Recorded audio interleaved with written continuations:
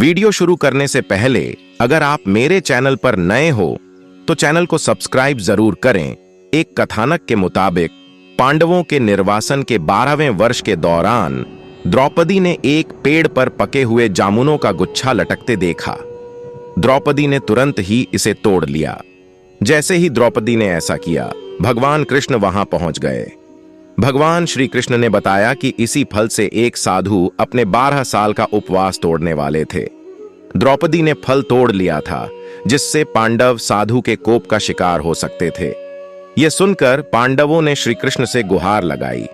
भगवान श्री कृष्ण ने कहा कि इसके लिए पांडवों को पेड़ के नीचे जाकर केवल सच वचन बोलने होंगे।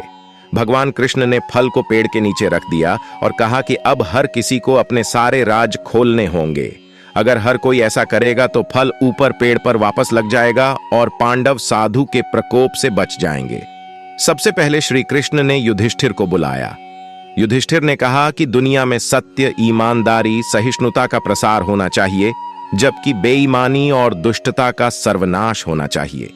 युधिष्ठिर ने पांडवों के साथ हुए सभी बुरे घटनाक्रमों के लिए द्रौपदी को जिम्मेदार ठहराया। युधिष्ठिर के सत्य वचन कहने के बाद फल जमीन से 2 फीट ऊपर आ गया। अब श्री कृष्ण ने भीम से बोलने के लिए कहा। साथ ही श्री कृष्ण ने भीम को चेतावनी दी कि अगर तुमने झूठ बोला तो फल जलकर राख हो जाएगा।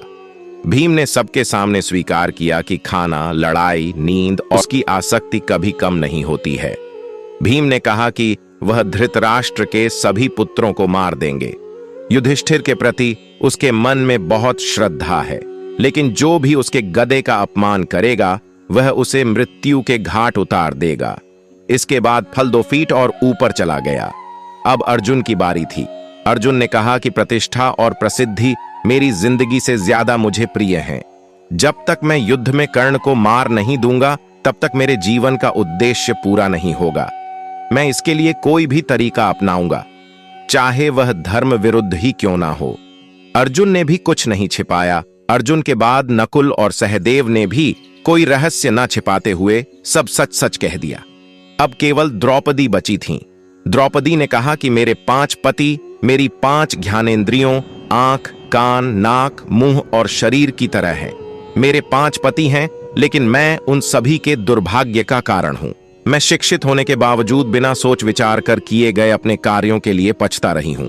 लेकिन द्रौपदी के यह सब बोलने के बाद भी फल ऊपर नहीं गया। तब श्री कृष्ण ने कहा कि द्रौपदी कोई रहस्य छिपा रही है।